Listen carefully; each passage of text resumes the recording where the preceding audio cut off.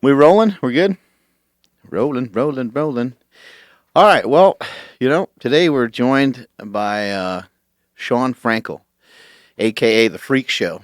And when I was getting into powerlifting and, not even getting into it, but getting deeper into powerlifting, Shawn was on top of his game with Big Iron Jim and Rick Hussey. They had some great execution with a team of lifters that were just dominant. From the 165 class, I think, all the way through to maybe even all the way up to 275, with Grandick doing 275 and 242, right? Yeah. So just some really unbelievable lifts that Shawn did in the past: 1,055 squat, an 875-pound bench, and a 780-pound deadlift. And I did hand off that 875-pound bench, right?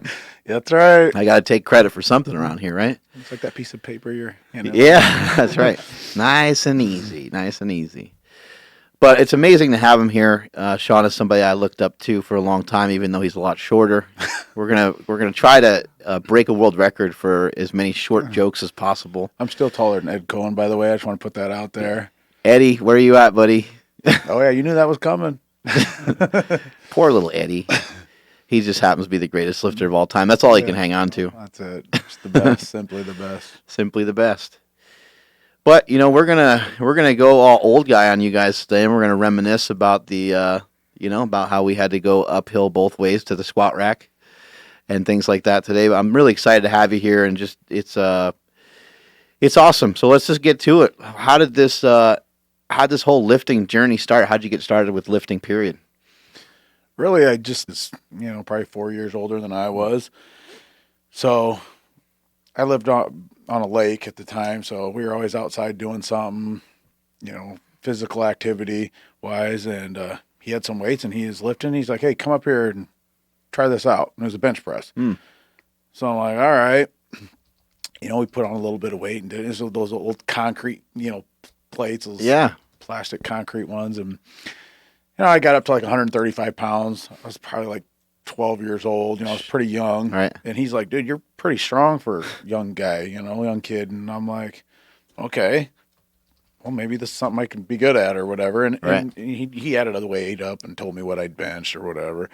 And so I'm thinking, well, man, I wonder if I could do more.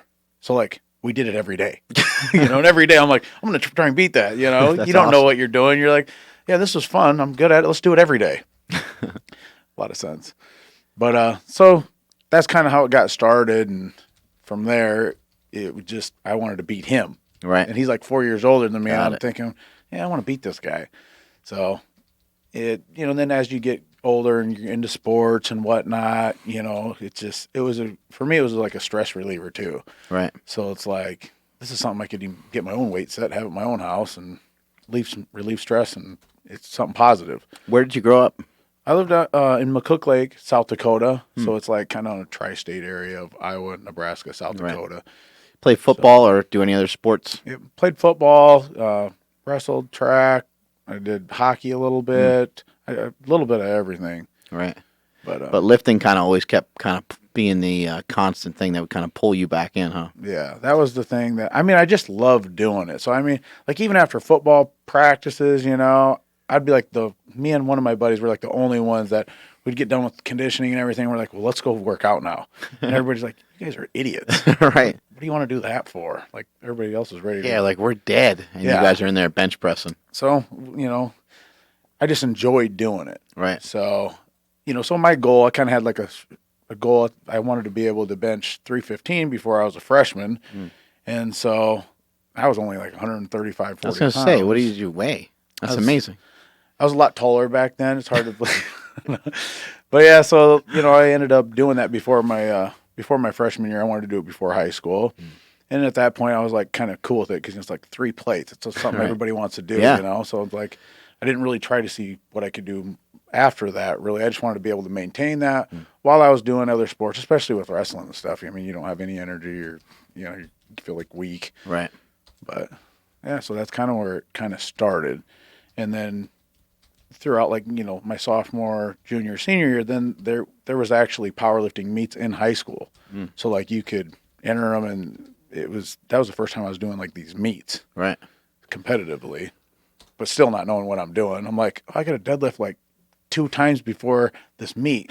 It's like Was there a coach or someone that kind of pointed you in that direction, like football coach or somebody who was like, hey, you should try this? Or we really didn't. We didn't really have anybody coaching us. It's just one of the head schools in town that was one of the best athletic programs. Right.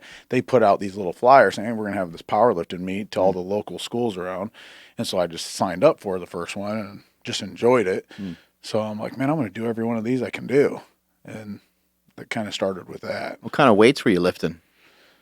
I mean, like I said, like I was benching. I mean, I'm benching 300. I'm like, I cannot do less than 300 pounds in a meet, even with a pause, like even back then. Right. But I was just squatting maybe like a little over 400 pounds at that time, and same thing with my deadlift. It was just a little like mid 400 to close to 500 even at that time, which you don't know what you're doing. There's no programs. There's just like you just do it. Just lifting for fun, just beating the crap out of yourself for the fun of it. Yeah, pretty much.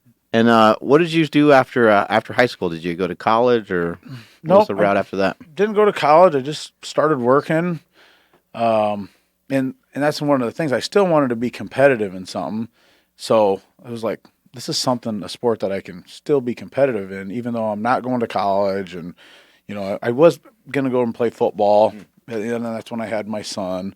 And so there was so much stuff going on, and I was so young when it all was happening that it's like, no, man, you just got to go to work and start growing up fast. Right. So then I'm like, well, I could still powerlift. That's a sport I could still do. Doesn't matter how old you are, you can do it forever if you want. Right. So that's when I started getting into, kept on doing it, even outside of town.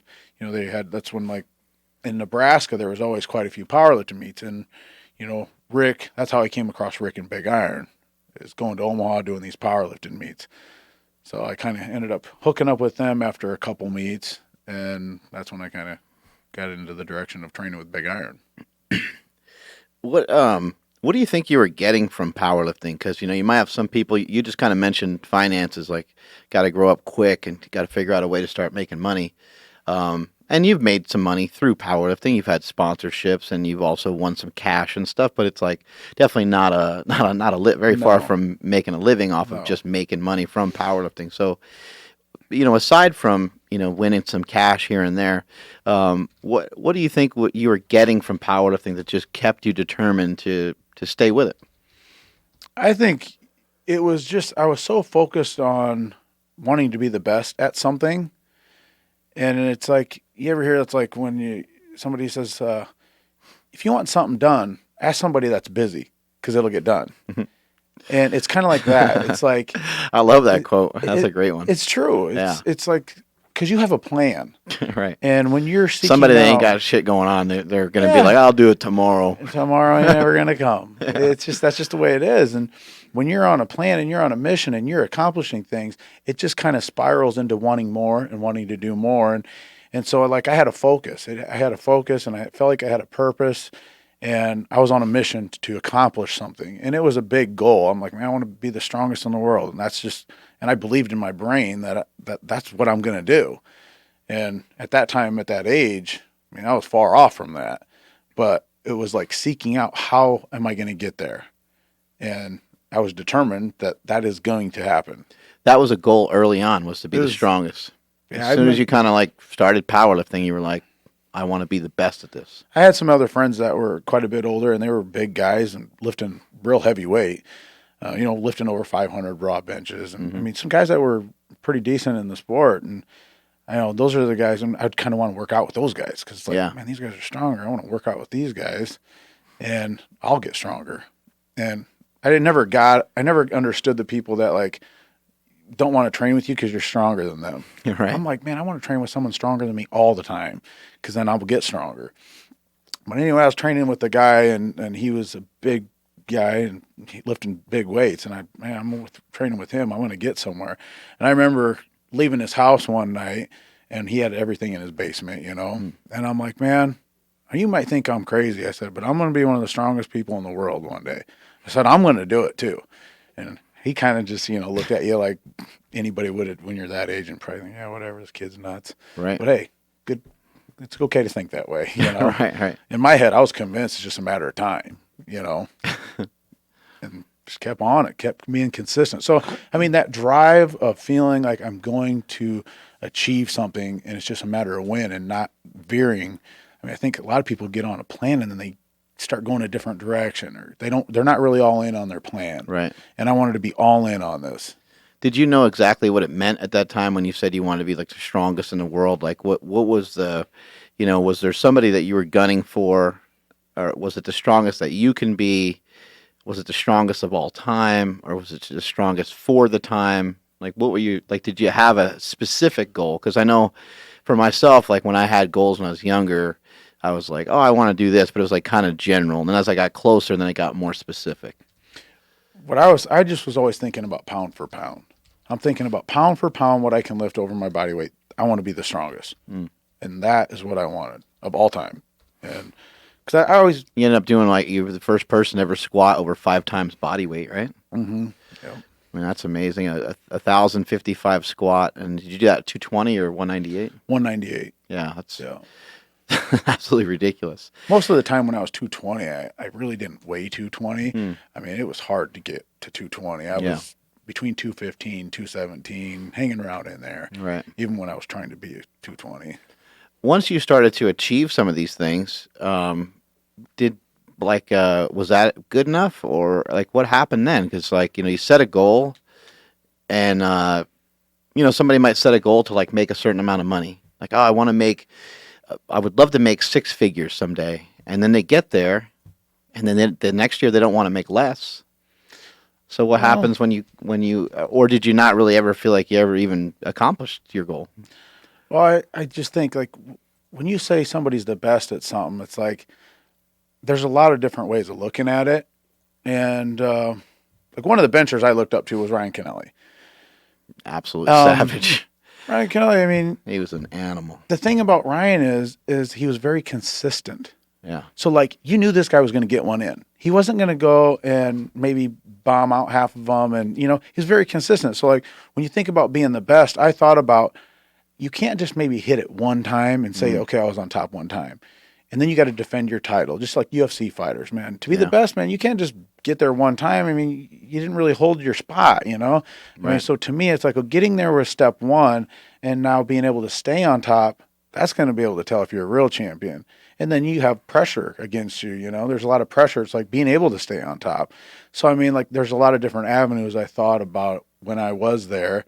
And then like thinking, well, who's coming up next that maybe you don't know about? Like there's going to be somebody. It's just a matter of time. There's always somebody else that's going to come and beat your numbers. It's just a matter of time. So it's like putting my mind into a different thinking mechanism. Like, okay, so I got to keep going here because somebody's going to do this. It's just, you just can't see them yet. So you got to kind of open up your mind to that. And I almost like was scared of the person that I haven't met yet. Right. And I thought about that during meets, somebody else is going to come in this body weight. He's going to do more than you.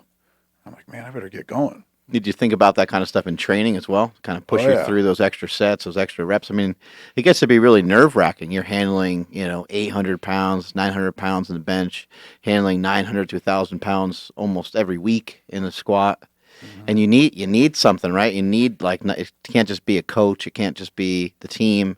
It's like you need something on the inside. It's really shoving you towards that goal. Yeah, it's something to fuel you to want to keep excelling instead of kind of staying stagnant, right? Plateauing. And I had great training partners. I mean, man, I had training partners that were strong. I mean, Jim Grandick, Justin Redding, and Justin Grouse. I mean, I had a lot of guys that were squatting 1,000 pounds. I mean, benching. Brad Heck, even at a lighter body weight.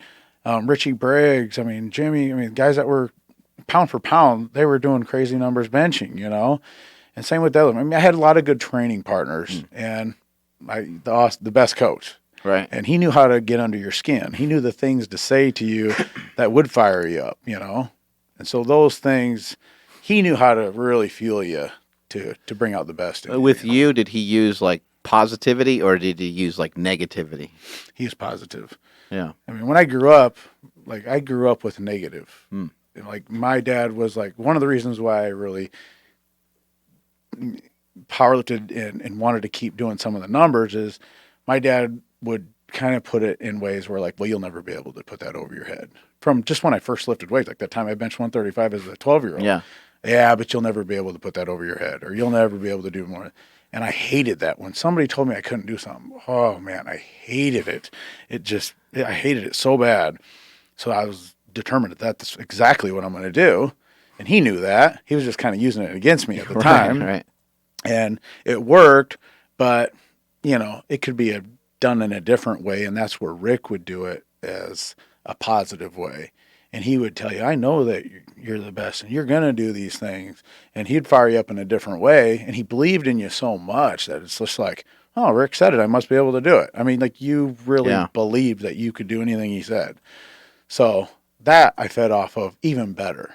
Yeah, your story with Rick Hussey, it kind of reminds me of like Rocky and Mickey, or Tyson and like Customato. Like Tyson said that no one ever believed in him. No one ever gave him a shot. And then here was this old man that for some reason believed in him. And he just thought like, man, like together, like we're indestructible. Is that kind of the way you felt going to these meets? Dude, that's the way I felt being around Rick. Yeah. Just his presence. I mean, you were around Rick too, so you get it. Yeah. I mean, Rick wasn't some softy. I mean, he's a real hard ass. I mean, he was, wasn't he? Yeah. I mean, like if you really got to know him, I mean, when you first meet him, if you can kind of imagine like an old gangster guy, like maybe back in the 1950s, right. He wore that hat with little, like, what is that, little golf type of, hat, whatever those things were. Right. I mean, he was kind of like old school gangster looking. And I mean, the guy's got shot like 3 times. I mean, he's rough, I mean, the guy's been around. And then you get to know him better. And then he's rough around the edges, but man, he's like all in for you. Right. And that's the thing with Rick too. I mean, it's like, he's one of the few guys I was just like, man, if this guy's like the same all the time. Like he's not like this way around this person, this way around this person. I mean, if this guy, he's solid all the time. And that's why he'd also get pretty pissed off if you told him you were going to do something and you didn't do it. Right. He took that pretty hard because like he didn't understand that. He's like, man, if I say we're doing this, we're doing this. Unless we're dead, we're doing this. That's just how he was. But so because you were around him. Yeah. He was hardcore. But man, the guy, man, he just made you feel invincible at the same time. He made you feel like, man, you could do anything. Remember, we'll probably get into this later, but when he came out when they had the cancer. Yeah. I mean, here he is. He's like 50-something years old. And one night, we all went out and leaving this bar. Then, Rick had that mustache, Yeah. Leaving this bar, and this guy says, nice mustache. And he's like standing over here where you were. Rick turns around this way, just punches this dude. Punches him right in the jaw, dude. Knocks the guy out. He's like, you just got knocked out by a 50-year-old guy with cancer. And these guys, and then this bouncer come up and maced him and everything. It was a mess. But, oh, shit. But it's like, Rick was ornery, but, I mean, he was 100% in for you, though. Jesus. He's ornery. Yeah, he was a fighter, that's for sure. So like the training methods obviously were a big part of what was going on at Big Iron. But it must have been just the team itself too. Must have been really a big driving force. When you see somebody else squat 1,000, then it kind of opens up that side of your brain that thought maybe that wasn't possible. And you see other guys that are lighter body weight starting to bench 700, and you're like, oh, okay, well, I just bench 650. Like maybe, okay, that could be me. Like if I just work hard, if I'm consistent, I could probably figure a lot of these things out. How much of a factor was that? Just that camaraderie, having that team support around you? I think it was huge.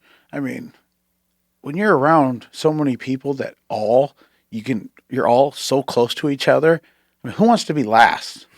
So if the next number is 700, if it is 800, and you're all close to it right now, I don't want to be the last one there. I want to be the first one there.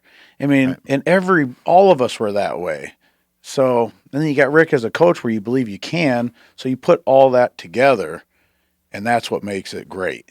Okay, you guys were probably starting to get very competitive with each other, right? Oh, yeah. And Rick probably played into that. He probably liked that. He loved it. Oh, he loved it. Yeah, for sure. He knew how to push your buttons, and each person differently. He like knew what to say at the right last second when you're about to pick it up. It almost will kind of piss you off, you know. And it's like, man, I'm doing this, and Right. you almost forgot about the weight. So then you did do the number, and it's like, oh, we got another guy that just hit this new record, and that might be Right. that new 100 mark, you know.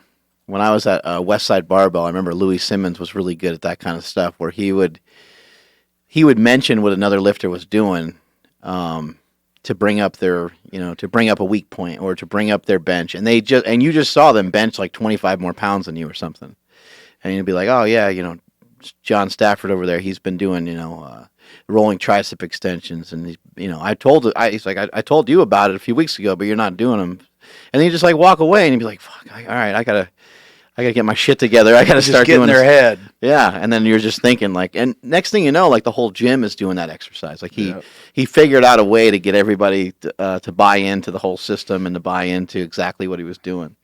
Those two seem like they would be related almost, like Louis Right. and Rick. They seem like they're from the same mold almost, you know. Right. How'd you get your mind prepared for some of these lifts? 1,050 squat and a 875-pound bench press. How did that happen?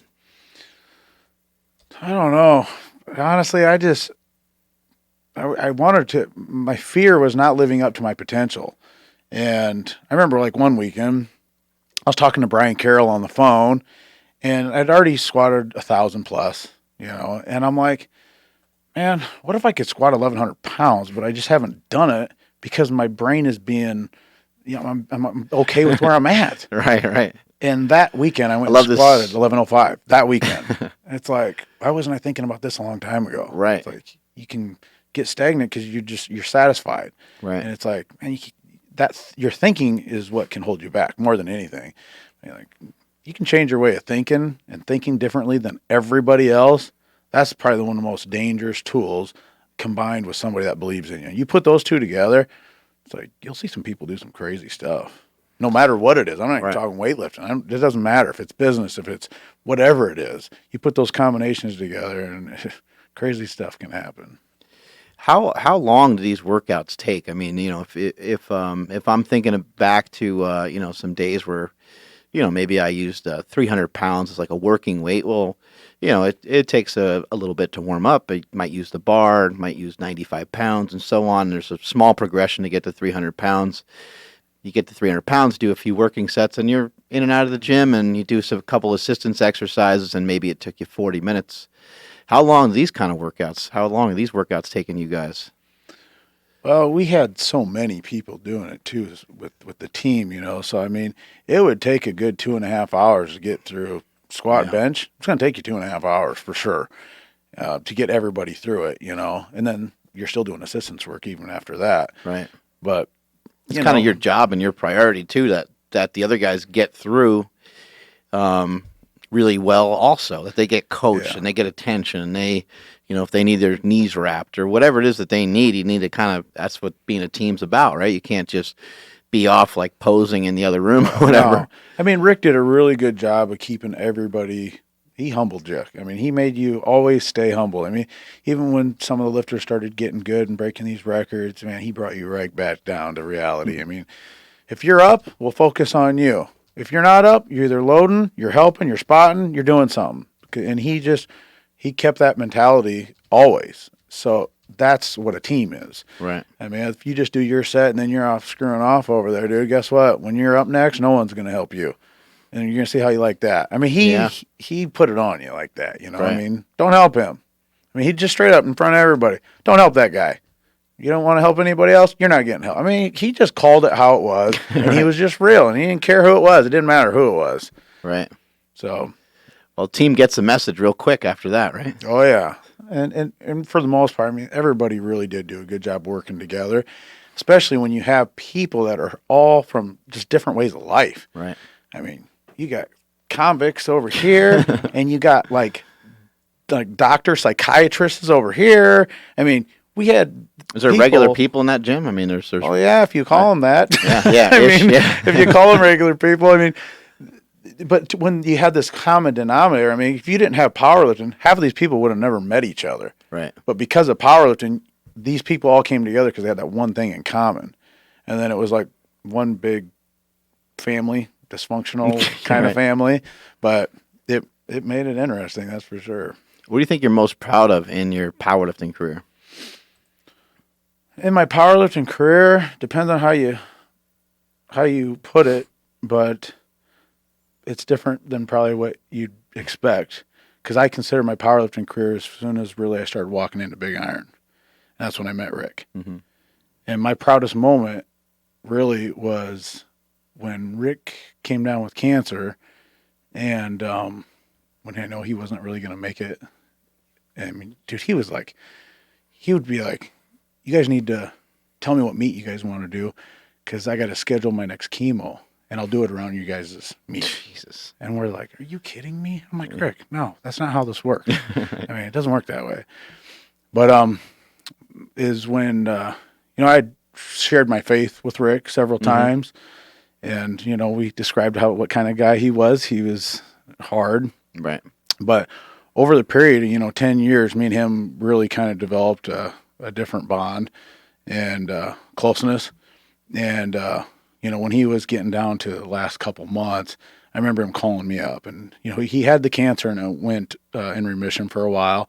And then that second time when it came back, he called me up and he's like, man, dude, I can't go through this again, man. I got to go through all this stuff over again. I got to do all this treatments to me again. He's like, man, I can't do this again. And that's not Rick, man. He doesn't say that to anybody. Right. He would never let anybody know that. But when that happened, I knew this is not good. And I remember one time I was in my car, or in my truck, I was in my work truck, and I was going to a chiropractor appointment.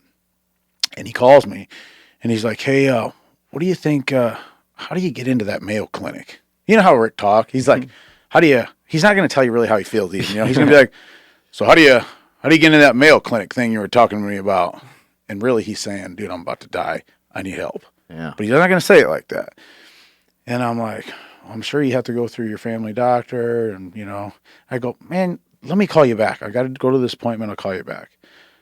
So I go up there and I'm in my appointment, and all of a sudden I get a little pissed off. I'm right in the middle and they're working on me. Mm-hmm. And I'm like, I'm good. I got to get out of here. I'm done. And I'm kind of pissed off because I'm thinking.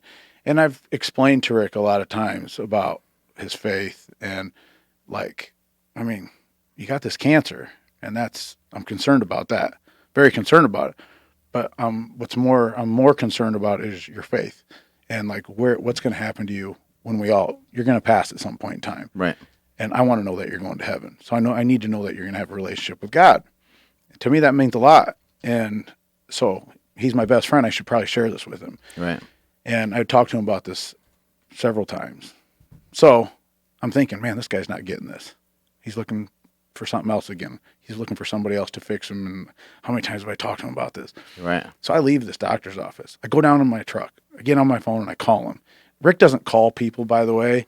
So he's not going to call you. So when he calls you, then there's something wrong. Right. So so anyway, so I go and I call him. And as soon as he answers the phone, I kind of scold him. I'm like, when are you going to get this through your head, man? No doctor's going to heal you. It's just not going to happen that way. I go, I want you to have peace about whatever happens. I want you to have peace about what's going on. So you need to give it to God. And I want to know where you're going. And, I had that talk with him. And it was just quiet. He didn't even respond to me. I'm like, hello? I'm like, you there? And then he's like, yeah, standing in this church right now. I just pulled over on the side of the road. And I'm like, I'd feel a little bit more comfortable if you went to a place that, somebody I knew, and, right. and a pastor that I knew, And I go, hey, how about this, man? I'll set it up with you. I know a pastor that my brother goes to church down there, and he's just a super good guy. I'm like, how about we go sit down and have a talk with him? He said, yeah, I'll be up for that. So 2 days later, I come down to Omaha. We go and have this talk with this pastor, and it just has a really good talk because he was really uneasy, man. It's like he knew this wasn't he wasn't gonna make it, man. And so he was living under stress and worry, and you could just feel it off him. And that is not Rick. That is not the tough Rick that you know. And he was worrying, man. He had that that feeling that would come off him, he's just not Rick anymore. And I didn't want him to have that in his last days. I did not want him to go out like that, you Right. know. I wanted him to be at peace where he was. So we went and talked to this pastor, and he really, you know, explained some things to him that really made sense to Rick in his faith. And I think half of it was really, I mean, I think part of him accepting his God into his life was, I think he felt bad about his own things he's done in his life. And it was hard to give them up and like, man, I can't be forgiven for these. It's not, there's no possible way. But when he actually understood that he could, and he did. Yeah, you don't have to be perfect. You know, no one is, man. Right. And I remember the pastor, you know, kind of led him through the sinner's prayer, and he did it. And afterwards, he said, "Hey, man, what's the hardest part about this for you? Like, thinking maybe you make it, not make it."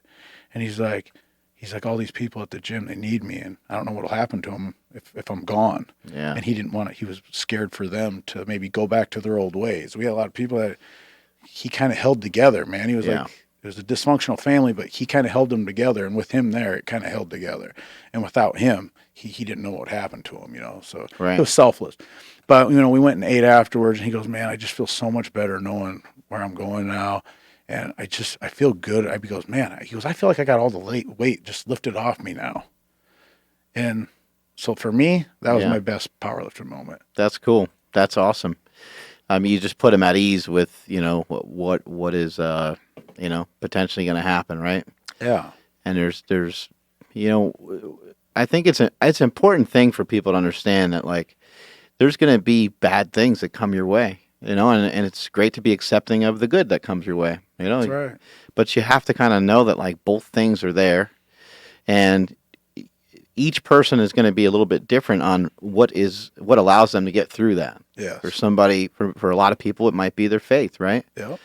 But you need something. Yeah. You need something that allows you to kind of hold it together. Because what are we going to turn to when something bad happens? We're going to turn to drugs or alcohol or doing stuff that we're not supposed to be doing, and heading down a road that we're not supposed to be heading down. So I think that's awesome. I think it's great that you were able to share that message. And people sometimes get weird. You talk about religion, or you talk about, you know, there's certain things in life that people get uncomfortable with. Yeah. I've talked about it before on here. I don't talk a lot about religion on here, but I believe in God, and my parents are very, very religious. Maybe when I'm older, maybe I'll be more religious. Maybe I'll want to start to go to church or some of those things. But, you know, for each person, it's like a personal thing that they can kind of, you know, have their own standard for, right? Yeah. And but it is important to, like, just I talk to people all the time on here about, you should be having conversations with yourself, which sounds crazy, but you should know where you stand. You know, you should know where you stand. Like, what do you have a relationship with God or not? And whatever that is, just determine what that is for you, and that's fine. Yeah. And then move on to, like, the next couple things that you have to think about. What is something that you want to do? What's a goal that you have? What's something that you want to, maybe you want to get married someday. Like, maybe you want to, you know, bench 500 pounds. Like, whatever these things are, you have to have a conversation with yourself about it. You have to set a goal for it.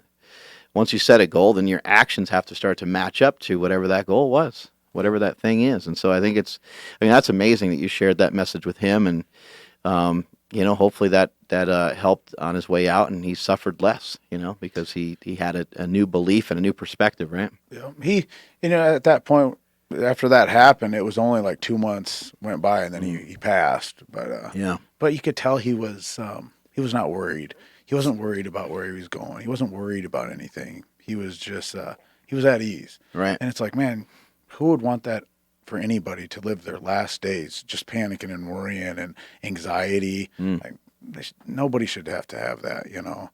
And for me too, and my own selfish reasons, I guess. I mean, it kind of helped me, like, when he did pass, knowing that, you know, I'll see him again someday. Right. I will reunite with him at some point in time. And that kind of helped me deal with it as I was getting through it too, you know. What was it like after he passed? Must have been tough. I mean, man, you guys all have that gym together. It was tough. I mean, I remember, like, the day when he passed, that it was late at night, and it was like 2, 3 o'clock in the morning. I had my phone shut off, so, like, they were trying to call me, but my phone was off, and I'm in Sioux City, so I'm like an hour and a half away. So I remember it was the next morning, my wife got up to take the kids to school, and she left. I'm still in bed, and she came home. She came home after she dropped the kids off at daycare. She just came back home. Normally she goes to work.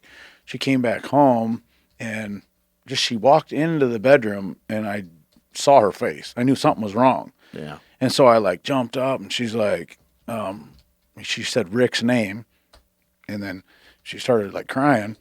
And so, man, I'm like, jump up. I grab my jeans, man. I'm throwing my clothes on. I'm like, we got to go. I got to go help. Something's going on. I got to get out of here and go help. And then she's like, he's gone, And I was just like, oh, it was like not for real, Yeah. And then it felt not real for a long time. And then like, even going down to Big Iron and trying to like kind of force something that it was just not the same. I mean, everybody at the gym, I mean, gosh, it was, man, everybody lost him. It wasn't one person that lost him. It was a whole team. It was a best friend. He was so much to so many people. I mean, it was never the same after that, and not nowhere it should be, and it's okay that it's not, but so it just kind of dwindled away, and everybody kind of went their own ways doing different things, and it caused some feuds and stuff, which kind of stinks, Yeah. but now I think everybody's doing their thing. Everyone's going to have their own view of like what he would want, and it's hard to figure out. And you're like, well, he's not here, so it's like, shit, man, I don't know what he would want. And he's not around anymore, right? Yep. And it doesn't matter at that point, I did. Everybody, a lot of people giving their opinions, but man, it doesn't even matter anymore. He's not here. The one thing we all wanted wasn't here. So really, who cares? Right. Just go on and do something different, but always remember him. And, right. With that, he was towards the end was like, you need to start your own gym, call it Shawn Frankl's Big Iron Gym. I'm like, I'm not doing that. It's not Shawn Frankl's Big Iron Gym. I'm like, no. And then he kept talking to me about, hey, I got some stuff, some equipment I want to bring down and get somewhere to put it. Let's get this started. He was like pushing me really hard to do it. It's almost like he knew it was getting close to that time or something. But so when he did pass, I did feel at that point in time that, I would like to keep going with what he shared me. And a lot of times it's not just the weightlifting, man. I mean, weightlifting is weightlifting. It's fun. It does a lot of good things for you. It guides you with a lot of aspects in life. But, man, the people is the best thing about the whole thing. And it could have been anything. Yeah. You guys could all be rock climbing or hiking or riding a bike or something. Wouldn't be any different. You'd all be together. You'd all have a coach. You'd all be striving for something. And that's it right there. That's what made it what it was. I mean, it's just like a whole family, a whole team, all behind each other, that made it what it was. And he was the leader. Yeah. When he passed, I mean, did you even really ever think about powerlifting again? Or was that, you're just like, that's it? Did you think about, I'd like to do another meet kind of like in his memory kind of thing? Or I started training for a meet after that to try to help keep it going. And I think mainly it was just to kind of help keep it going. And then I kept getting hurt all the time during even that training. And I'm like, man, you know what, man? I don't have to do this. And it doesn't feel the same anyway without him. Right. And my body had been needing a break because it was just, I was getting hurt every training cycle anyway for the last couple of years. But, like Rick said, he felt like he was living through me at that time. So it was like, there's no way I could take a break.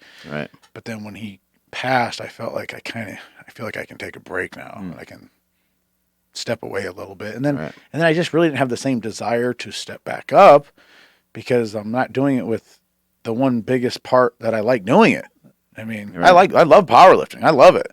Right. But man, I really loved it with that guy and that team, And when it wasn't the same anymore, it was easier to go, you know what, man, let's try some bodybuilding or something new, and let's let your body heal up and just try something different. And I kind of wanted to try a different avenue anyway, because it was like, okay, I've done this thing and I've done well at it. Let's try something else and let's challenge yourself to see if you can do good at something else. What would he thought of the bodybuilding? He would have made fun of me every day about it. You know that. That's why you're laughing. He would have made fun of me every day. Man. Yeah, he would have been like, "Oh my God, what's become of you?" Yeah, Right? that was a setup question. You already knew that. He totally would have. Man, he had made so much fun of him, but I was pretty good at maybe giving a little bit back to him too, and then he would just smirk, and then he would shut up. Yeah. Looking at got some video of you doing a bodybuilding show. How many times do you compete in bodybuilding? Oh, I've done 4 or 5 shows. Just a total different world, but I enjoy it. It's just a different challenge, completely different challenge. Did you were you kind of in shock on kind of like were you in shock in terms of like how fat you used to be, even though you weren't fat? Like you weren't a fat guy. Like you didn't have a lot of excess body fat, especially for a powerlifter. You really had none. But being like a contest prep bodybuilder, being on stage in comparison to your powerlifting days is way different, right? Oh yeah, completely different. Like, oh shit, man, I was fat as hell. Oh yeah, man. It's like you used to think like, oh, if I could see a couple abs, I must be getting kind of lean. Right. Right. Underneath all those other layers. Yeah, right. But yeah, I mean, this is it's so far to the next level, doing the shows. I mean, you've been through the same thing. I mean, yeah. As soon as, even the first time of really dieting down to where you could like see a couple abs, you're like, oh man, I'm feeling pretty good. I feel like I must be getting kind of lean. And then your coach or whatever is thinking, man, you got so far to go. And you're like, really? You're like, yeah, you got a long ways to go. And when you take it down to that complete next level where you're conditioning, you learn what that really means, what conditioning really means. Yeah. It's like there's nothing left. It's an interesting look because you can't replicate it. There's no way to fake it. But if somebody's wearing, like even what I'm wearing right now, someone's wearing like a long sleeve jacket type of thing, you can see just how hard their body is right through the damn jacket. It's almost like you put a jacket over top of a like refrigerator or something. It's just stiff, and you can see the lines and everything, and it's amazing to get your body that lean like that. It's really difficult. How did you adapt to the changing up the training and stuff like that? At first, I felt like I didn't know what the heck I was doing. I'm like, I don't want to fail on anything. Always want to be able to get my weights up. What are you talking about? And then I learned that I remember one time I was training legs with Todd Smith. He kind of helped me through my first couple shows, and he made sure I failed. We'll put it that way. I remember being on the hip sled, and I did like 30 reps. I had like loaded on both sides, and it's like he was just purposely wanting to go, this isn't powerlifting. So I think he was like laughing, watching me do this. And then he's like, I got a number in my head. I've already done like 20, 30 reps, and he's like, 20 more.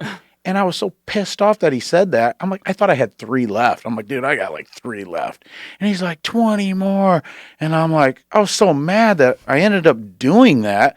But my legs were just shaking all over the place. The whole machine was shaking. Right. And then he was just laughing, like when I got done, thinking, what an idiot, probably. Like, right. His brain is something wrong with it, Our boy JP, sorry, I didn't mean to cut you off. I just thought you were done.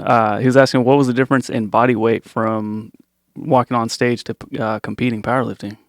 Like the first time, or just in general, like were they like substantially different? Not very much. Like really, like so I would, like I said, I would get up to like 217 around there, right? Mm-hmm. Well, like my bodybuilding show, like my first one, I think I was around 192 on stage. So like really that's not a lot of weight to cut. And then even like my last show, I was like 196 on stage. So it wasn't a lot of weight, but you just filled out right. And the diet is it's the whole thing. Yeah, there's so much that goes into it. Just a change in body composition is really wild. Because I weigh very similar to what I weighed on stage, but I don't look anything similar. Like my body fat percentage definitely going up. Have you had a hard time with that? Like, you get in good shape for these shows, and then like you just can't. Doesn't really make sense for your body just to stay there all the time. It probably wouldn't be a smart move. Is that hard for you to deal with a little bit, chubbing out a little bit in between? Not at all.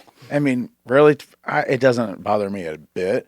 And I think it does for a lot of people. They think, well, man, I need to see all these abs. And, Right. and it's like, well, do you want to look the same the next time you go up there? I mean, there's always like the goal.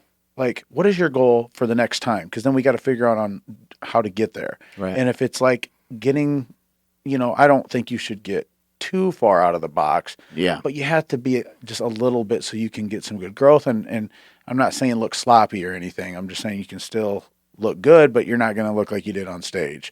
And where that is for everybody is probably a little different depending on how much muscle mass they need to put on. But it didn't bother me a bit, man. I had no problem just going right back to full feed eating, man.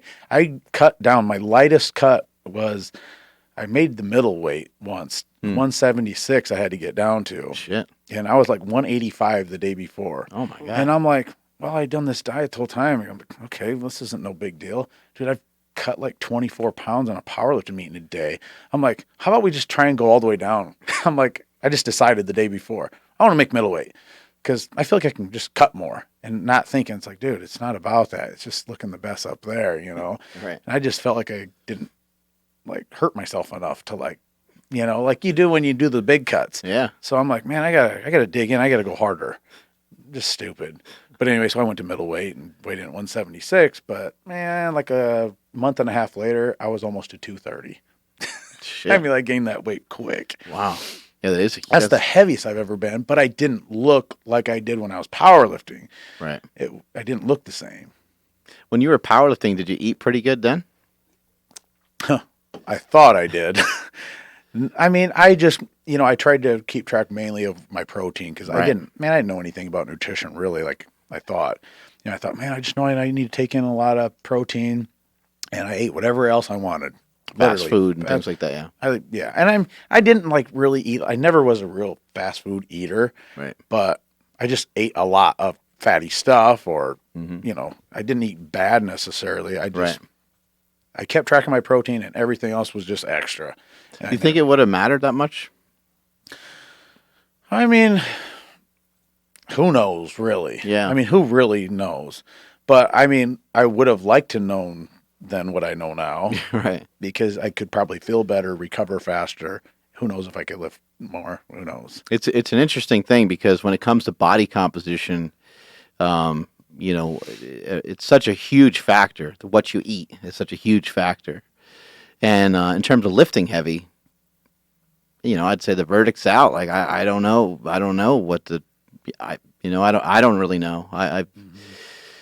I've read a lot of nutrition books before, and I've heard a lot of smart people talk about nutrition, and they can kind of say like, the Krebs cycle and this thing and that thing, and carbs do this and fat does that. I've seen a lot of big, heavy lifters lift some crazy, crazy weights. Mm-hmm. And I don't, I know that they've all done it different ways. Some guys are kind of like steak and potatoes. Some guys eat pure junk. Some guys don't eat hardly at all. Eric Spoto had the all-time bench record for a few years there. He didn't really eat much. He ate like soup. Really? No Yeah, it's kidding? like how the hell you keep your size? He Jeez. had like protein shakes and soup, and it's like each person is so different. And I've seen people blast up some huge weights. I remember being at Westside, and I think they like tried to survey everybody. They were trying to get an idea of like what kind of protein these guys take in, and you figure most of those guys are 300 plus pounds, so you'd figure the minimum would be about 300 grams a day. A lot of these guys were getting in like 100 grams, 200 grams. Like they weren't even tracking that. Like they had no regard for any of that, and they broke all-time world records. So I guess the real question would be, could it have potentially made you better? Maybe. Mm-hmm. But I guess there's a potential it could have made you worse too. It's true. You never know. I mean, the only way to know is by doing it both ways. Yeah. While you're at that level, Right. and that's not going to happen. How do you eat now? For now, like since you don't have a bodybuilding show lined up, No. and you're done powerlifting. So what's the food like nowadays? Really, I'm not really keeping track of everything. And, as you know, well, people think they're doing one thing. When they start tracking what they're eating, then they realize, oh my gosh, Yeah, right. man, I'm not eating that much. Or I thought I was eating this many grams of protein and carbs. And it's like, man, and fat. a lot of times people didn't realize they were having that much fat. But now I mean, I'm not getting ready for something, and I've done this for so kind of long. I just kind of in my head just kind of do it. But Right. I mean, my meals Just self-aware. Yeah, I'm just self-aware, and there's no certain numbers I have to hit. But I eat 4 to 5 times a day and have a couple protein drinks, and I just have a balanced diet. You know, I have protein, carbs, fat with every meal, and it's just balanced diet. I don't not keeping track of anything. I go off more or less how my body's feeling. Right. And if I want to change it, then I'll go in there, and then I'll get to a point where I'll go, okay, I'm going to start doing this now, and then I'll kind of have a plan. It's a great place to be nutrition wise, because as you go through some powerlifting, and as you go through some bodybuilding, and as you start to acquire more knowledge and start to have a better understanding of how you feel with these foods, you tend to lean towards healthier choices anyway. Because you're like, I just don't, the consequence of eating that, not so much about like gaining body fat necessarily, but it's just about, I really don't want to eat that because it's just not going to make me feel very good. You know, I don't want to go smash a bunch of pizza because it's just going to, now occasionally, yeah, you want to just let that go and just do it. But Have a cheat meal and just 80%, 90% of the time, you're probably going to be eating something relatively healthy, I'd imagine, right? I don't know about for you, but like I could tell, like, I mean, as I am getting older, like if I have like sugar or I mean, my joints, my body does not feel the same. Yeah. My body doesn't feel good. Even if I could have that stuff, I just would choose not to, just because I don't like the way I feel.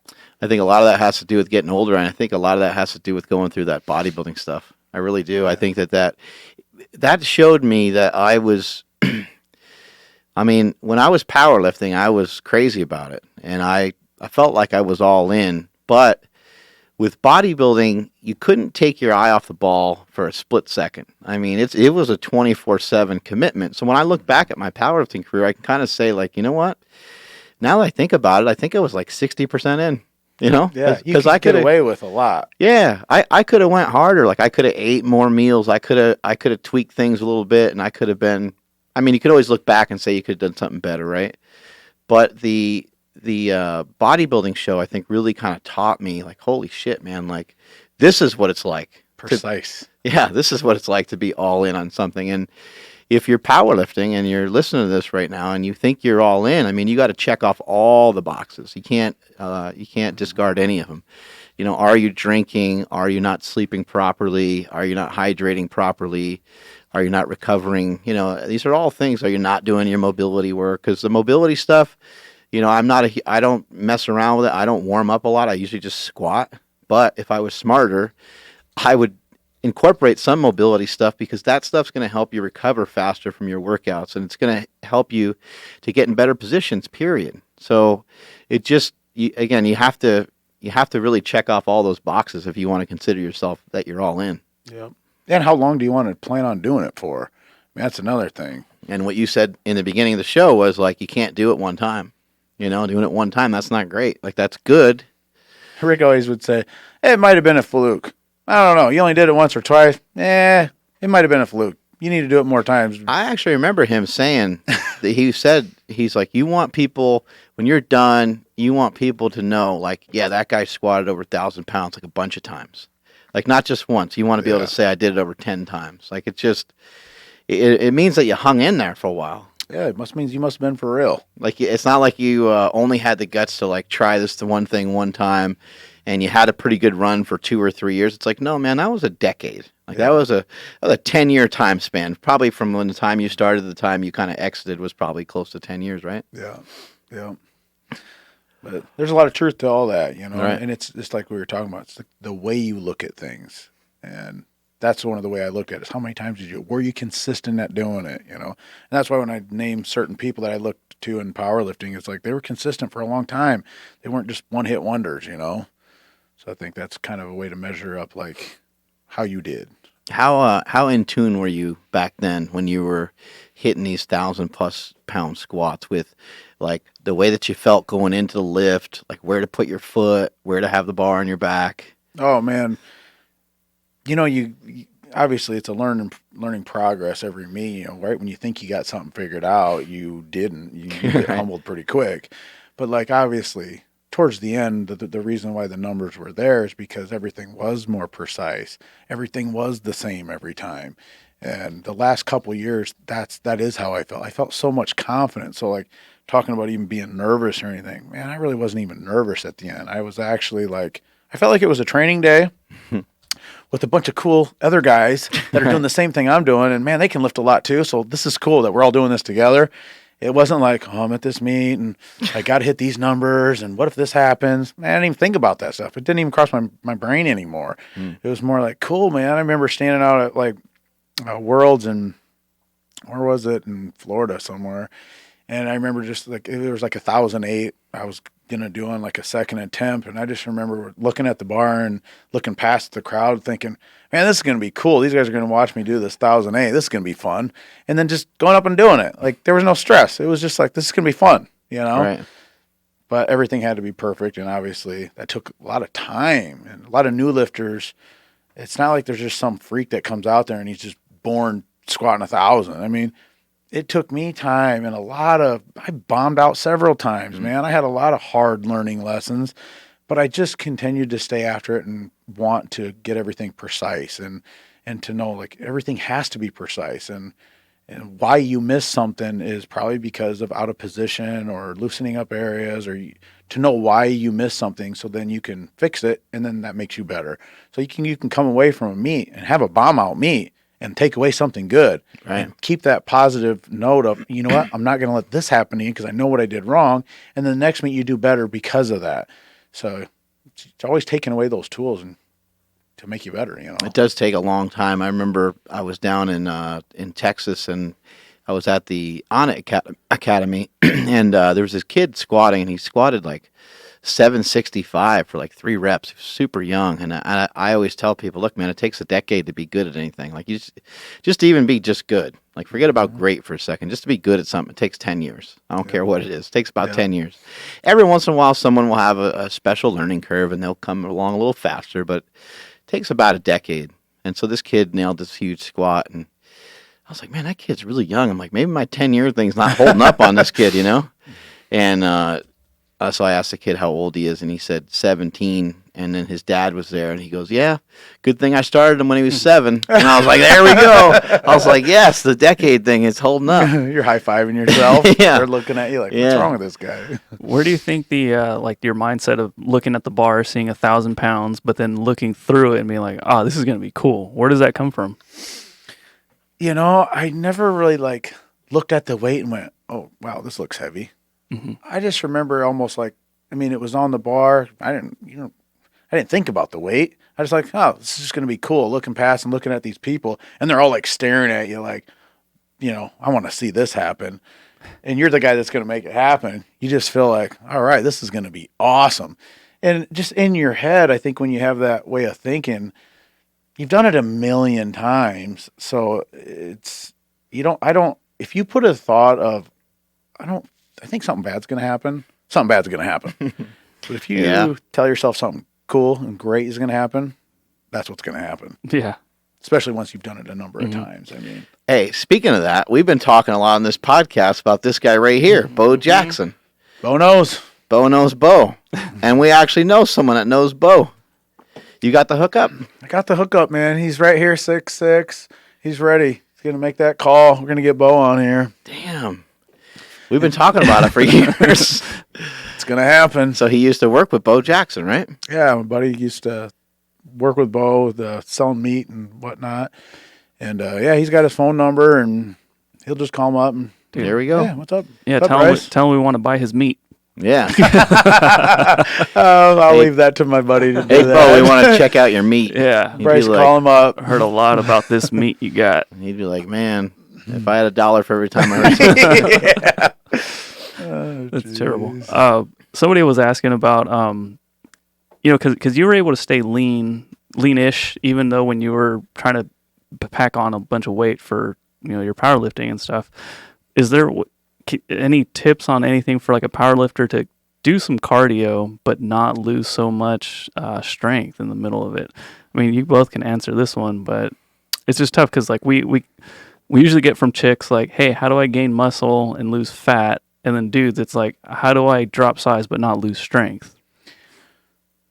You want me to go first? Go for it. Yeah. What I would say for me is it's really going to be more about their diet, because I can get you to look. I mean, you're not getting ready for a show, so we don't need to go do any crazy cardio.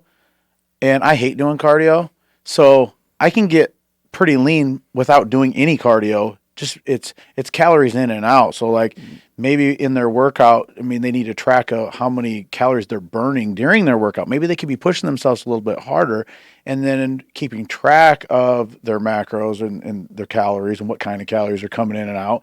And if they can actually start tracking that, because a lot of times they're really not tracking it. They're just thinking, well, I'm eating pretty good.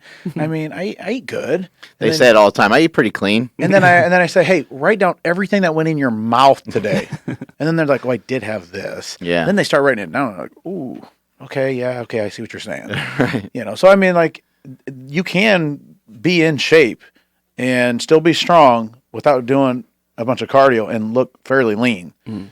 You know, and the more muscle you put on your body, obviously it's going to be easier. Yeah. Do you think there's like a happy medium as far as like body type these days now? Like between, I mean, you look at Larry Wheels, he's a freak. Look at all the muscle he's got on. Yeah. Like, I mean, what do you guys think is the most optimum then? I think it's different for every person. Mm-hmm. And I think you'd almost, you'd have to, one diet probably doesn't fit for everybody depending on how they want to get from A to B. So, I mean, that's when like a personal like program comes in for a person. Like if they want to be specific, then let's get specific. Right. And let's make that up for you on what you want to, where you want to be and your goals. I don't think I can just throw a random answer out there for everybody that would fit for everybody. Yeah, I don't know if there's like an optimal body type. Like I would say that like when you watch football, you know, the running backs are a particular size, and they're not really too much different than that size. When you watch CrossFit, it's kind of the same thing. And you watch whether it's the males or the females, same height, same body type, same weight. Wide receivers in the NFL, pretty much same thing. I mean, you got the guys that are shorter, and you got guys that are taller, but they're all kind of long-limbed. They're all fast. The defensive ends, whether it's you know, J.J. Watt or someone else, they're all like long, they're super athletic. But in powerlifting, you don't have that same common theme across the board. And I don't think you have to be a particular body fat percentage to be more optimal in powerlifting. I would say that I guess you could be too high and too low. Mm-hmm. You could just be too fat, you know, where you're too big and just maybe inefficient at a couple lifts just because your body's not can't move well enough, and you can also potentially be too lean, and that may be an individual thing too, because if you're trying to stay lean all the time, even if it's just lean for you, then you might be opening up yourself to some injuries. But I agree with what you said about the food. I just think that powerlifting probably doesn't require the amount of food that you might think. I think that's the one thing is like bodybuilding, there's a lot of exercise involved, a lot of movement involved. There's a lot of sweating involved, heart rate's up. And if you're not doing that in your powerlifting workouts, then, you know, I can't make a determination on like how many carbs you need or how many this or that. But in general, you may not need a crazy amount of calories just to get the job done and to stay as lean as you want to stay. Yeah, I agree with that. You were in the military, right? And you mentioned to me, like you told me some of these stories about how you would just figure out a way to train, and like, you know, you were only allowed to train in like military issued stuff, but you'd still wear like power briefs and different things like under your uniform and that kind of stuff, right? Yeah. Oh yeah. How long were you in the military, and what branch were you in? I was in the Army, in the National Guard. For almost 8 years.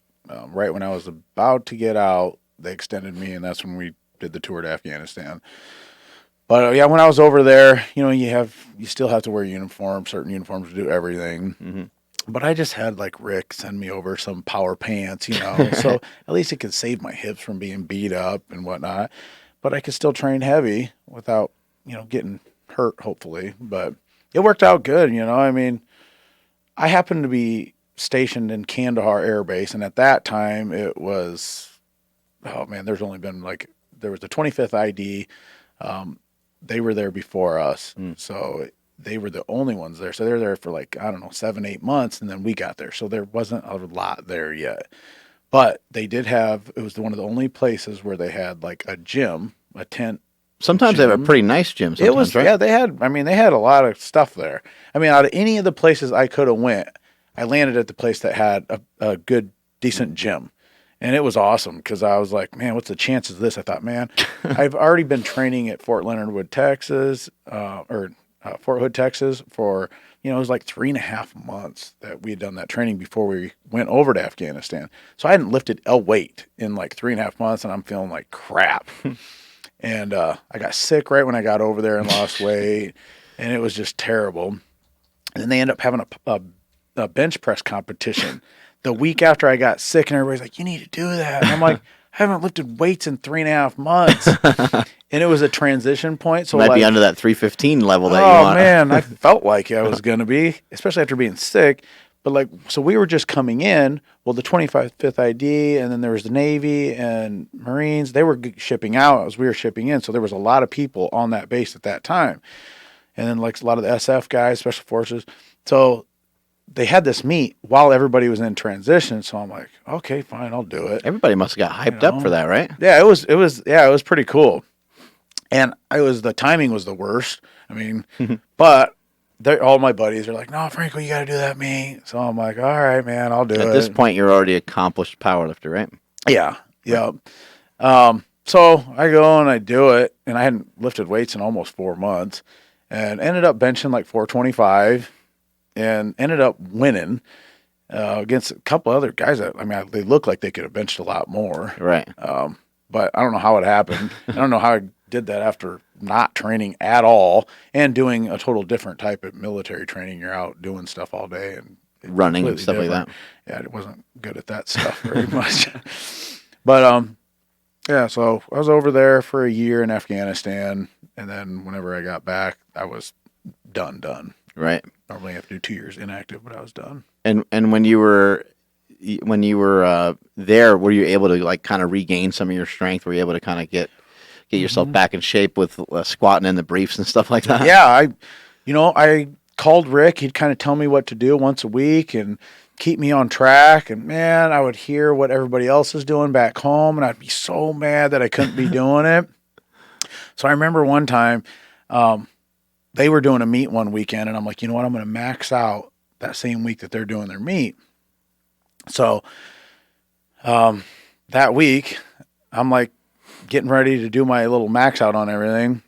And when I'd come into the tent, a lot of people, they'd known me by that time, and they're like, well, what time are you doing your squats this day, or lifts on certain days? So they'd come in and watch, And so I went in there that day, and it felt like, for me, it felt like a meet because, man, I had so many people, and they're all gathered around this squat rack, And, I did I don't know, 805 or something like that. Shit. And my briefs that day, and I just stopped there. But everybody's like, man, how are you lifting these weights? And when I first got there, I did not look like that. Mm-hmm. And it was starting over. Right. And a lot of these special forces guys and whatever, they're just kind of yeah, you're just kind of a punk, whatever. Right. And then all of a sudden through every week, I'm getting stronger and stronger. And then all of a sudden they're coming up and they're like, hey man, how you doing that? What are you doing? And I'm like, man, I don't know. I'm just training. You're he's got briefs under his uniform. Yeah, I got briefs. Don't worry about it. Tackle him. Shoot him. Yeah, exactly. But yeah, so by the time I was getting ready to leave, man, all my lifts were up. As far as even raw, that's the first time I benched over 500 was over there. Wow. Deadlift 700.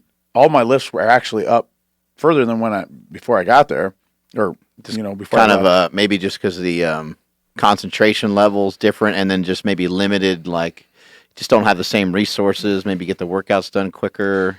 No, man, I just think I was pissed off. Honestly, and I had time. When I went there, man, I had time to be there.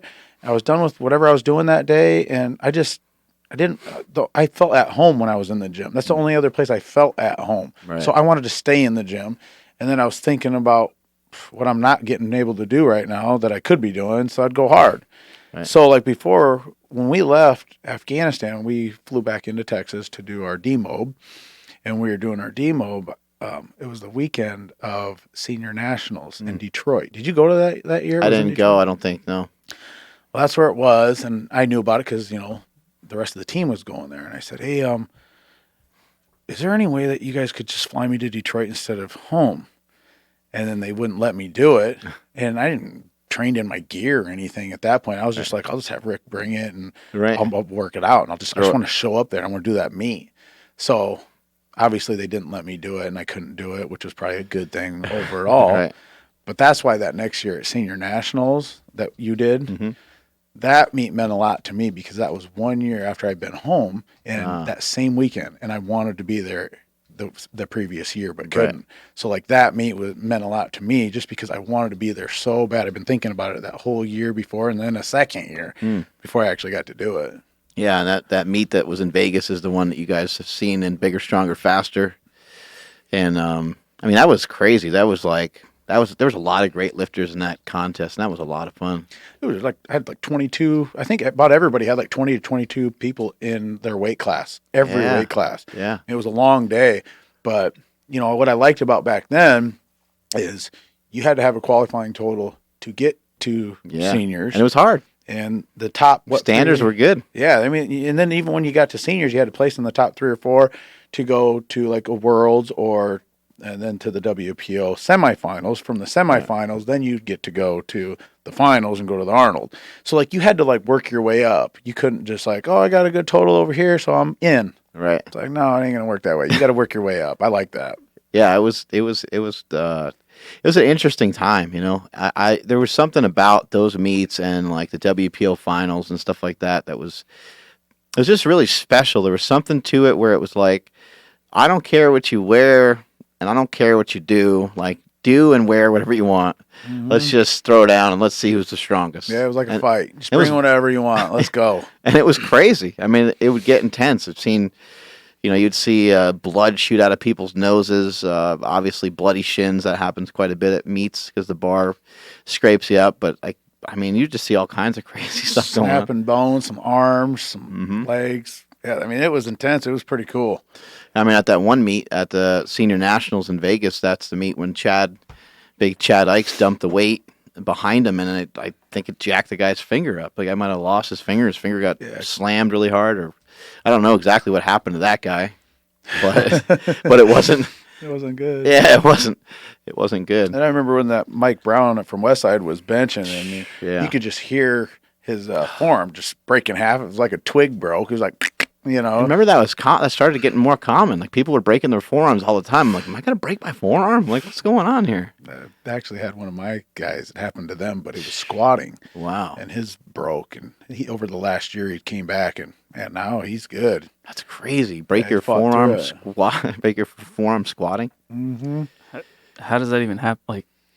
I'm sure it had damage already in it, some splints in the bone, and that he was doing I don't know, was 955 or 1,000 reverse band set, and he did his first rep, went to go to do the second one. Before he even did the second one, the thing just snapped. Oh, and just completely in half compound. That's crazy. What's one of the crazier things you've seen? Because I mean, that gym's intense. Big Iron Gym was really intense. What are some of the, obviously you lifted a lot of weight, but what about some of the other guys, or something crazy or wild that you saw happen? I mean, in the gym or in any powerlifting meets? Yeah, either one. We'll go with either one. I like that Benedict Magnuson, when him and Andy Bolton were going back and forth, like we were talking about in Finland there. That year we went to Finland, and that was probably one of the most intense lifts I've seen. I mean, I've seen, quite a few, but that one I remember, that guy looked a little different in his eyes when he came up with that weight. It was Benedict a 970 pull or something, and that guy was just a strong deadlifting guy, man. He pulled it up, and as he's pulling it up, blood is just running down his own. You can't even see it in the video. You watch it on YouTube, you really can't see it like it was. Right. But I mean, it was coming down like a faucet. As he was straining it up, the blood is just running like a faucet. And then he gets it and stands at the top, looks both ways, puts it down, and then jumps in the air. I mean, this guy's 300 plus pounds, and I mean, the guy can actually jump.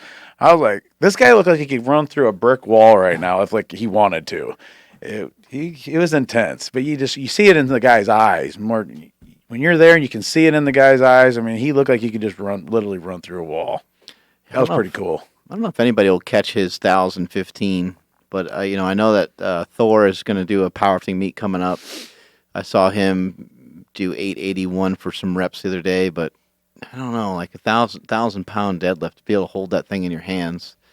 There's only been 2 guys to do it powerlifting style. I think it's just been Bolton and him, right? Yep. But now we got some real freaks. There's some guys, lighter weight guys, that are lifting like 900 pounds. I mean, you got Larry Wheels, so you have Kaylor Woolham. Kaylor Woolham, I think, has done 947. That's insane. And I think he competes at 220. Oh, yeah, here we go. Yeah, here's the big man. This is always fun to watch. You want to get fired up for a workout? Watch Benedict Magnuson hit up some deadlifts. And he has this thing where he pulls on his shirt. Right here. And he runs up to it like he tippy-toed. Yeah, he tippy-toed. Yeah, you don't see that. You don't see big guys being able to tippy-toe. He snuck up on the weight to trick it, to catch it off guard. Well, he did it. Well, he did it. Shit, man. And he had more in him. Like, that was not a max out. So he's told me about this before. He said that everything was just right with this scenario, like where he was living, where he was training. I guess like where he currently lives, where he currently resides, it's just you can't get that good a quality of food. It's just harder, or maybe it's more expensive. Okay. But I think for this meet, he might have lived in the U.S. for a while, and he was able just to eat really well and to get big and feel really strong. But he said for most of the time, he didn't get the opportunity to eat those kind of foods. I mean, so for him, that must have made a big difference with his lift. I mean, fuck, 1,015 in your hands. Yeah, it's wild. That's nuts. Have you ever handled 900 pounds in a bench or 1,000 pounds in a bench? Yeah, like I have boards or something like that. Yeah, I've handled a 900 to a half board, and I've handled up to 975 off a 2 board. It's the most I've handled in my hands. But once it's heavy, it just all feels the same. It all feels heavy. Yeah, it starts to be just kind of a relative thing at a certain point. Yeah. What is something that like drives you? You've powerlifted for a long time. You did bodybuilding for a long time. You've run into a lot of injuries, but you had to keep kind of overcoming them. What is something that has kind of led you to keep going back and to keep working on getting better? I think just being your absolute best, and if you don't think that you've reached that yet, then you kind of feel like you cheated yourself. And I didn't ever want to leave that on the line thinking like, well, you could have tried harder. I didn't ever want to leave that behind saying like, well, you could have done these things and you didn't do them. And if you know that, well, why aren't you doing them?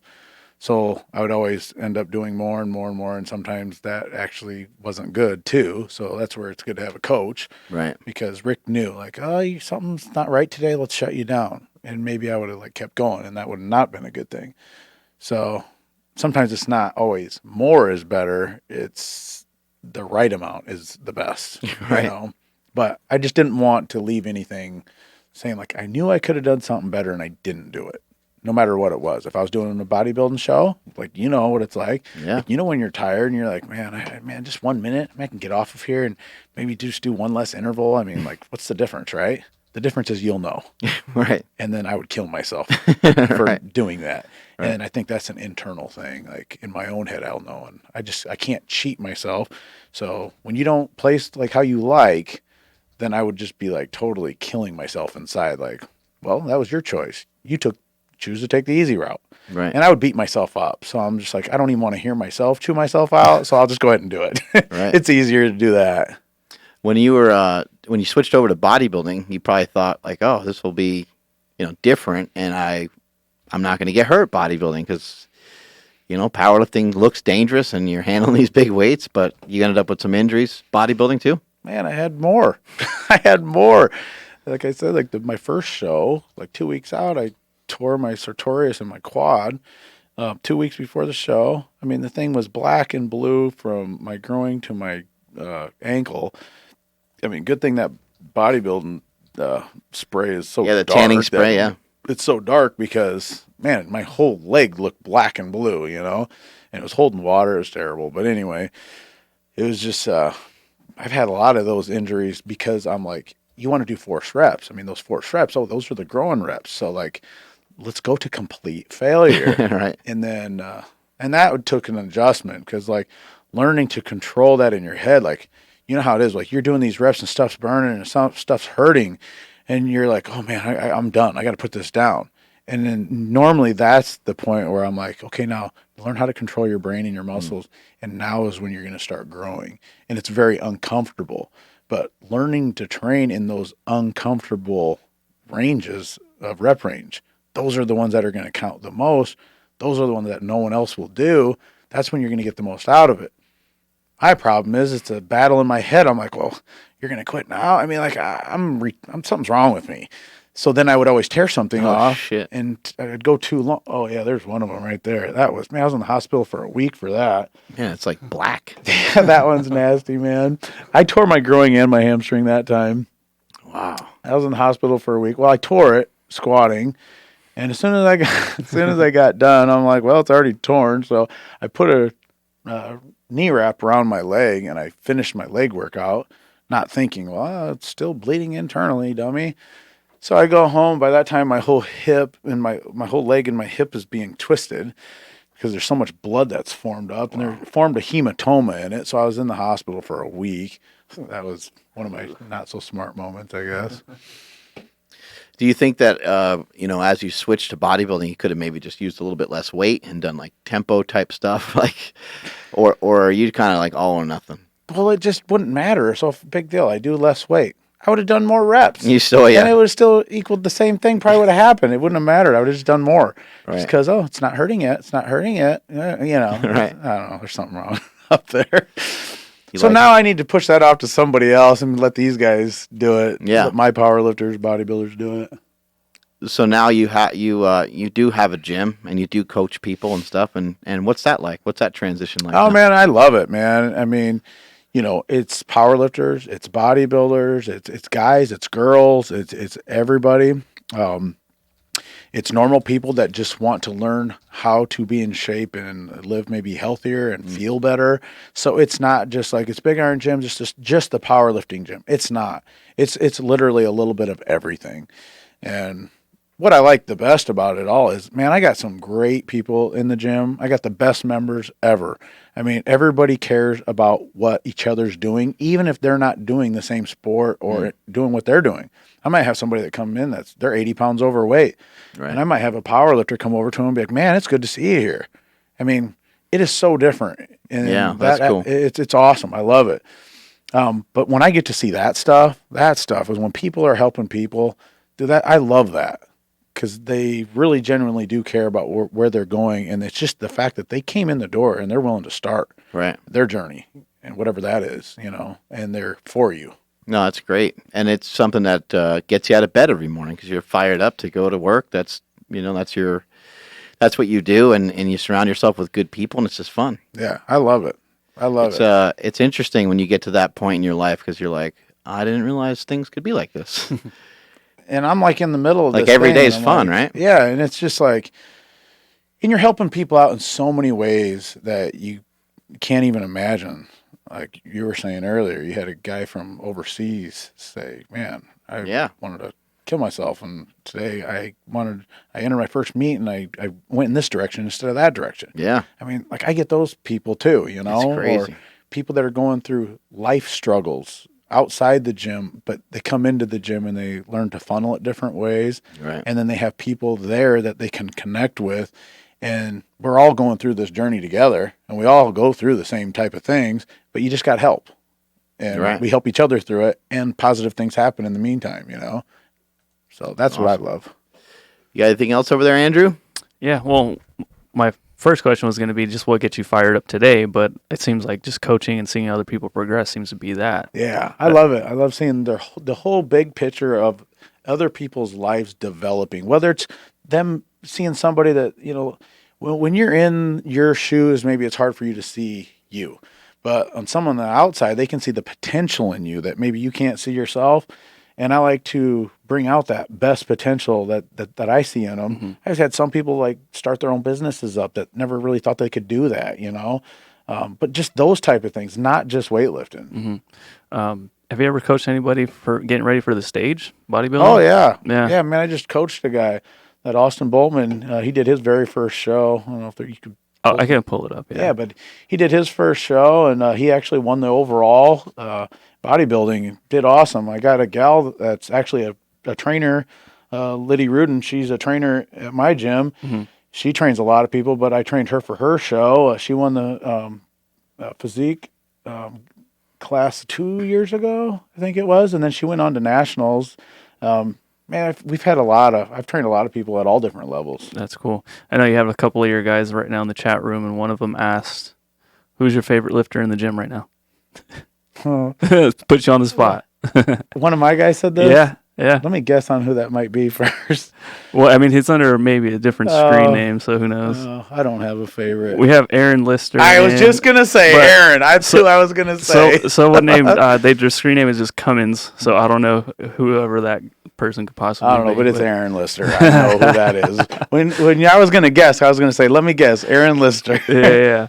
And then someone else named Todd, they asked, how do you stay positive through life's ups and downs? Because it seems like even since you walked in, you've been just like nothing but positive, like a cool vibe to you and everything. Well, hey, man, I'm human, man. I have my ups and downs just like anybody else. So I'm not trying to put on this act that, like, I don't have any hard times. I've had plenty of hard times. But I choose to look at the positive side of everything that comes up against me. And for me, like we talked about, it's my faith, man. It's my faith in God, knowing that I don't really run my life. God runs my life. And I trust that whatever he wants to have happen with me, he kind of brings me through it, So I have strength through him, And it might sound weird or whatever, but man, that's just what I live by. And it's solid for me, man. Yeah. Do you have any ambitions to compete again, though?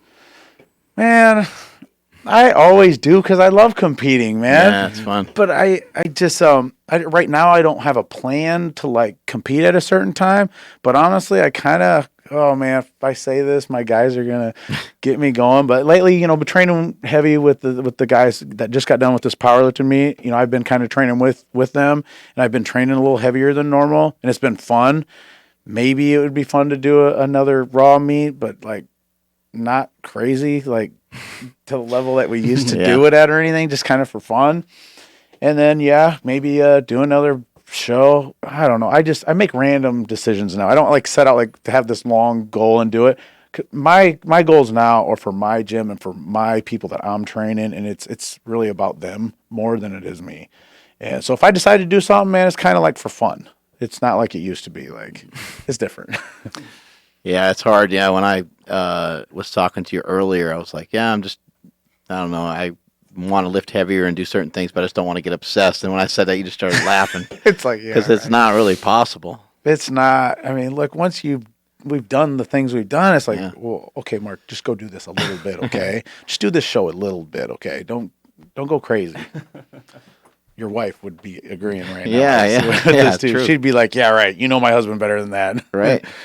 And same thing with like, something like, throwing on like a bench shirt. Like you can't really just throw on a bench shirt because it's like, it was something that you did with a real purpose for a really long time, and you took it to a real extreme, and then now to kind of throw it on, you're like, all right, well, I guess if we're going to put this thing on, then we're going to go back all the way, Yeah, we're not going to go halfway. Yeah. It does feel good to put gear on, though. I throw on some briefs here and there for some squats and sometimes for some sumo pulls, and it feels good. But for me, my briefs are from when I was like 300 plus pounds, so they're super loose, which is nice. But yours would probably be just as tight, if not tighter. Your legs probably got bigger from last time you threw that stuff on. Yeah, I think it'd be good though. I mean, like I have my guys use power pants. Mm-hmm. They're not tight. They're just a little to protect them through their training cycles. They take them off for the meet. Right. They still hit the same numbers. Yeah. I mean, they're not like these power, like the Predator briefs or anything like that. Yeah, they're not that extreme. They're just enough to keep you from feeling beat up. Right. So, last question of the day. What's something that you would like to kind of carry on that you saw in Rick that you thought was a good characteristic that he had? What's something that you want to try to, because I always think that's a good thing to do when someone passes, like what's some quality they had that was positive, and what's something that you can kind of share with other people for myself, my brother, when he passed on, he kind of had this. My brother was rough around the edges, like Rick too, but my brother also he didn't take crap from anybody, and so like I think for me, it's like that's one thing that I could do a better job at. I mean, still today, I'll let people slide when they say certain things or do certain things, but I kind of think about my big bro in those moments and say, hey, you know what? Don't take that shit from somebody. Stand up for yourself or say what's on your mind, that kind of stuff. Yeah. Well, like Rick was, the big thing for Rick was always be who you are. No matter who you're around or no matter where you're at, be you. Don't change who you are because of who you're around. You see that a lot of times. I think people, maybe it's insecurity or I don't know what it is. Yeah. But be you and just be you all the time. Don't be ashamed of that, And that's how he was, man. It didn't matter if he was hanging around it didn't matter where he was. He was always Rick, Yeah. You see like these biker guys and they all hang around each other. They're wearing biker stuff. Rick liked to ride motorcycles. He still wears shorts. He didn't care. You know what I mean? Right. It was him. He didn't care what anybody else is doing. He's doing the way he does it. And that's what I really admired about him is he's who he is all the time, man. He's not a different guy every time you're around different people. Cool. All right. Strength is never weakness. Weakness is never strength. Catch you guys later. Thanks.